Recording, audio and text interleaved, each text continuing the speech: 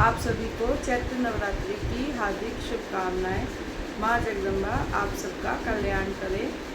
मैं चैत्र नवरात्रि के शुभ अवसर के छठवें नवरात्रि पर दुर्गा सप्तशती के छठे पाठ का अध्ययन करके आपको सुनाती हूँ। ध्यान से सुनिए।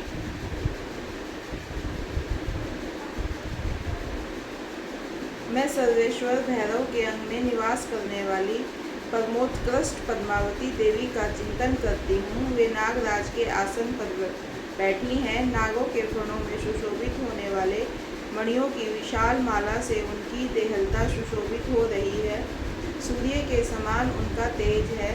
3 नेत्र उनकी शोभा बढ़ा रहे हैं। वे हाथों में माला, कुंभ, कपाल और कमल लिए हुए हैं तथा उनके मस्तक पर अर्धचंद्र का मुकुट सुशोभित है। ये माता का आप ध्यान कीजिए। माता ऐसे बैठी हुई है।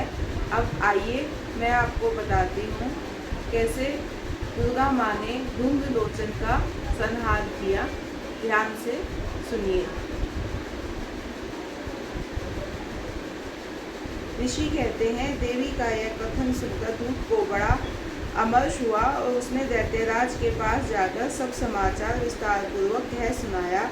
दूत से संदेश सुनकर शुंभ को क्रोध आया और दूत के उस वचन को सुनकर दैत्यराज कुपित हो उठा और दैत्य सेनापति धूम्रलोचन से बोला कि धूम्रलोचन, तुम शीघ्र अपनी सेना साथ लेकर जाओ और उसके केश पकड़कर घसीटते हुए उसे बलपूर्वक यहाँ ले आओ और उसकी रक्षा करने के लिए यदि कोई दूसरा खड़ा हो तो वह देवता, यश अथवा गंधर्व ही क्यों ना हो, उसे अवश्य मार डालना।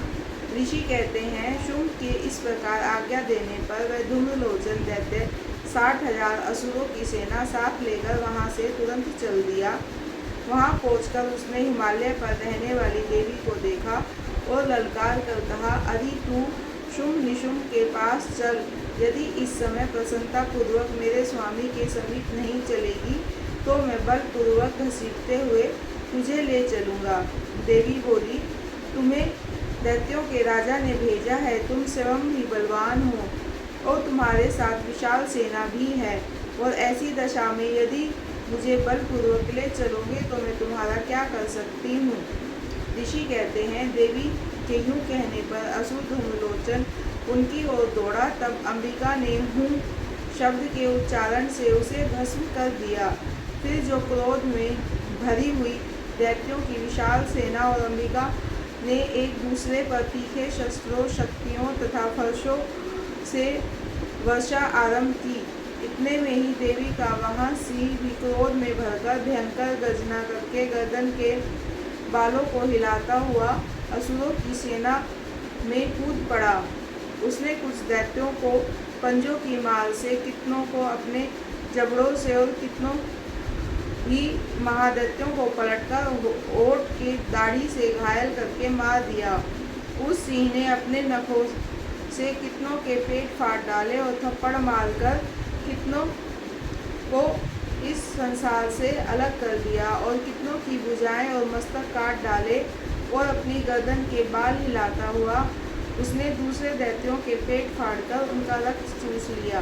अत्यंत क्रोध में भरे हुए देवी के वाहन उस महाबलशाली सिंह ने क्षण भर में ही असुरों की सारी सेना का संहार कर डाला।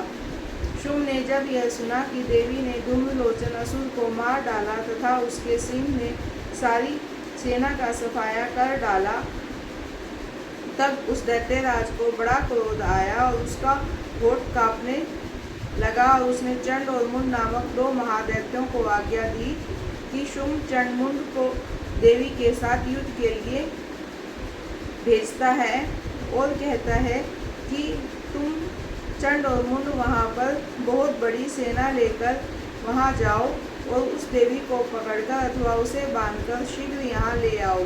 यदि इस प्रकार उसको लाने में संदेह हो तो युद्ध में सब प्रकार के अस्त्रों, शस्त्रों और समस्त आसुरी सेना का प्रयोग करके उसकी हत्या कर डालना। उसकी हत्या होने तथा सिंह के मर जाने पर उस अंबिका को बांधकर शीघ्र ही लौट आना। इस प्रकार दुर्गा सप्तशती का छठा अध्याय समाप्त हुआ।